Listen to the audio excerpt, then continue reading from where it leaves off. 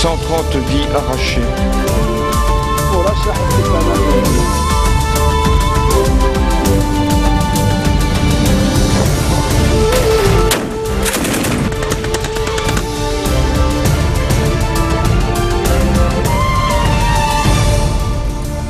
Bonjour à tous et merci de nous rejoindre sur Futur TV pour cette nouvelle édition de la rédaction. Tout de suite, les titres. La libération de 16 policiers retenus par le Front Al-Nosra serait imminente. Abbas Ibrahim, le chef de la Sûreté Générale, parle de négociations sérieuses avec les ravisseurs. En Turquie, un célèbre avocat a été assassiné dans un échange de coups de feu à Diyarbakir. Ce défenseur de la cause kurde a été touché à la tête alors qu'il s'exprimait devant la presse.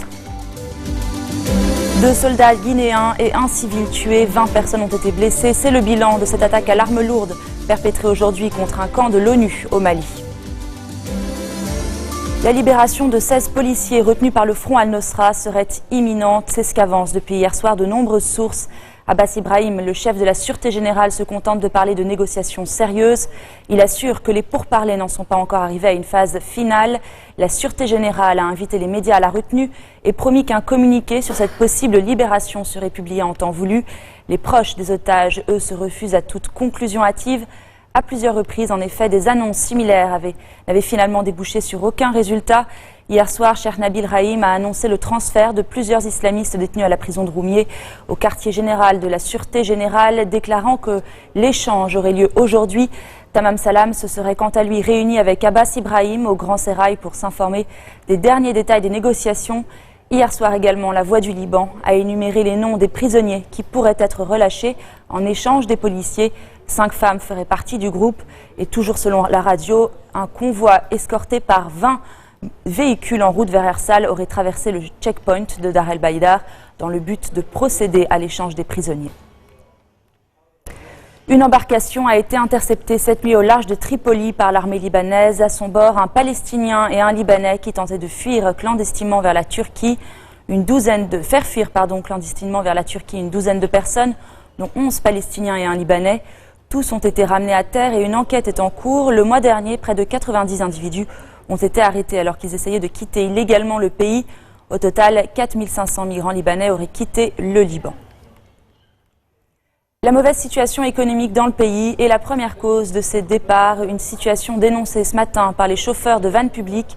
Pour la deuxième fois en 2 semaines, les propriétaires de minibus ont bloqué au niveau de Nar el-Bared, l'autoroute reliant Beyrouth à Jbeil. Ils protestent contre la forte concurrence à laquelle ils sont soumis avec l'arrivée d'un très grand nombre de travailleurs syriens dans le secteur des transports publics. Depuis l'irruption d'un nouveau nom dans la course à la présidentielle, les spéculations et les déclarations vont bon train. Aucun chef de parti ne s'est encore officiellement prononcé sur la candidature de Slimane Frangieh. Pas plus tard qu'aujourd'hui, les Kateb ont estimé qu'il était trop tôt pour s'exprimer sur ce sujet. Et Michel Aoun attendrait quant à lui des garanties sur la loi électorale avant de dire s'il soutient ou non le chef de Marada, le chef du bloc parlementaire du CPL, qui était jusqu'ici le candidat incontesté du 8 mars. Attend de voir quels seront les termes de ce nouveau package deal pressenti pour sortir de l'impasse de la présidentielle. Mais selon des sources proches de Frangieh, le fait même de poser des conditions à la candidature du chef de Marada devrait être interprété comme un rejet de la part du général. D'autant que l'obtention d'un consensus sur la réforme de la loi électorale s'avère un processus long et complexe.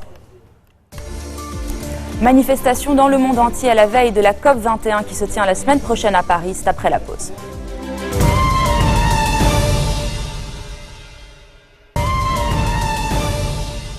C'est une perte importante pour les Kurdes de Turquie. Tahir El-Sir, le bâtonnier de l'ordre des avocats de Diyarbakir, a été assassiné dans un échange de coups de feu impliquant la police.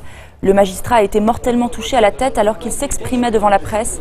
Avocat connu et engagé de la cause kurde, il faisait l'objet de poursuites pour avoir affirmé que le Parti des travailleurs du Kurdistan n'est pas une organisation terroriste. Direction la Tunisie qui promet une importante récompense financière pour toute information susceptible de mener aux auteurs présumés de l'attentat de mardi. 3 hommes en lien avec cette attaque sont actuellement recherchés. Leurs photos ont été placardées sur un avis de recherche. Il s'agirait de Hassan Ben Khalifa Bouchiba, d'Oussine Ben Khalifa Bouchiba et de Walid Ben Hamad Ali Yousfi. La police a déjà procédé à des dizaines d'arrestations la semaine dernière.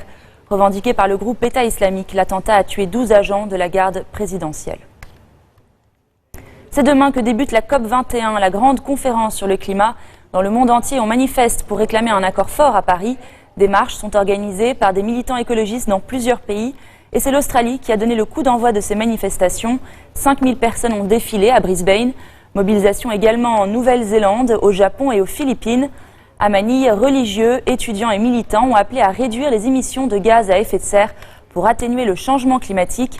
Régulièrement frappé par des cyclones, ce pays est l'un des plus menacés par le réchauffement climatique. L'objectif de cette conférence est de parvenir d'ici le 11 décembre à un accord qui limite à 2 degrés le réchauffement de la planète par rapport à l'ère pré-industrielle. Tout à l'heure, Laurent Fabius, futur président de la COP, a remis symboliquement les clés du site du Bourget à Cristina Figueres, la responsable climat de l'ONU. On écoute le ministre français des Affaires étrangères. J'espère que le projet de texte qui me sera remis samedi prochain sera le plus abouti possible, afin que la deuxième semaine puisse être consacrée uniquement aux questions politiques majeures qui, le cas échéant, resteront en discussion. Ma présidence sera une présidence à l'écoute, une présidence impartiale et une présidence qui recherchera dans tous les domaines le compromis. C'est cela qu'on demande au président de la COP et bien évidemment je respecterai ce mandat avec un objectif qui est connu, c'est que le 11 décembre, je souhaite être en mesure de prononcer 6 mots simples mais qui seront l'aboutissement d'efforts sans précédent. L'accord de Paris est approuvé. Et les 195 pays présents à la COP21 vont plancher donc sur l'élaboration d'un premier accord contre le réchauffement climatique. Jamais cette conférence n'a rassemblé autant de participants. 40 000 personnes sont attendues. Des mesures de sécurité draconiennes sont prises alors que l'état d'urgence est en vigueur en France depuis les attentats du 13 novembre. Le contrôle aux frontières est rétabli. 8 000 membres des forces de l'ordre vont être déployés pour encadrer l'événement. Les manifestations sont interdites et certains militants écologistes ont même été assignés à résidence. C'est un militant écologiste réduit à faire les 100 pas dans sa commune pendant 2 semaines. La sentence est tombée jeudi, apportée par une vingtaine de policiers chez lui, une assignation à résidence jusqu'à la fin de la COP21. Il n'y a aucune chose qu'on me reproche particulièrement, à part le fait d'avoir animé des réunions de préparation à la COP21, ce que je ne suis de loin pas le seul à avoir fait.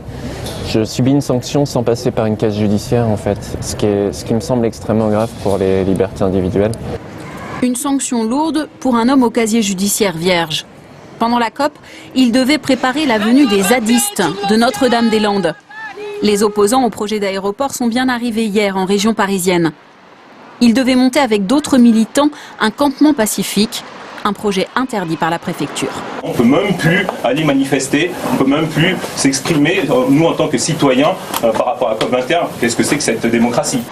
Un peu partout en France, les manifestations prévues en marge de la COP21 ont été interdites. Mais les plus militants ont souvent refusé d'annuler les actions prévues, comme Greenpeace à Bordeaux. Nous dénonçons aussi le fait qu'on veuille nous empêcher de manifester avec l'état d'urgence, ce qui fait que nous avons bien entendu maintenu notre rassemblement, ni nucléaire ni effet de serre. D'autres ont finalement renoncé au rassemblement pour privilégier des gestes symboliques. Ici, une chaîne humaine à Ajaccio pour faire entendre la voix des citoyens avant l'ouverture des négociations sur le climat demain. Au Mali, cette attaque à l'arme lourde contre un camp de l'ONU à Kidal, 2 soldats guinéens et un civil ont été tués ce matin au nord-ouest du pays. 20 personnes ont été blessées. L'assaut est survenu vers 4 heures du matin lors d'un exercice des forces militaires de la MINUSMA. Entraînement qui consistait à sécuriser le camp contre les tirs de mortier des djihadistes. Les groupes Al-Qaïda au Maghreb islamique et Ansar Dine sont présents dans le nord du Mali. La dernière attaque de ce genre remonte à 1 mois.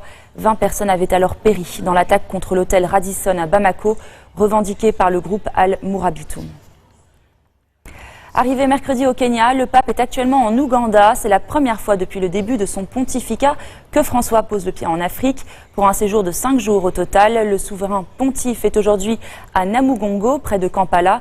Il s'agit d'un haut lieu de l'église ougandaise, accueilli par des dizaines de milliers de fidèles. Il a rendu hommage aux martyrs communs de jeunes catholiques et anglicans, tués à la fin du 19e siècle. Il s'agit d'un épisode fondateur de l'unité de la nation ougandaise. Le Vatican a de son côté indiqué que le souverain pontife tenait à encourager le pays à trouver la voie de la paix et de la réconciliation. Voilà, c'est la fin de cette édition. Voici le rappel des titres. La libération de 16 policiers retenus par le front Al-Nosra serait imminente. Abbas Ibrahim, le chef de la Sûreté Générale, parle de négociations sérieuses avec les ravisseurs. En Turquie, un célèbre avocat a été assassiné dans un échange de coups de feu à Diyarbakir. Ce défenseur de la cause kurde a été touché à la tête alors qu'il s'exprimait devant la presse. 2 soldats guinéens et un civil tué, 20 personnes blessées. C'est le bilan de cette attaque à l'arme lourde perpétrée aujourd'hui contre un camp de l'ONU au Mali. Merci de votre attention. Retrouvez-nous tous les jours à 16h40 heure de Beyrouth. Vous pouvez également nous suivre en ligne sur notre site web ou en téléchargeant notre application mobile. Excellente soirée à tous et à toutes. 130 vies arrachées.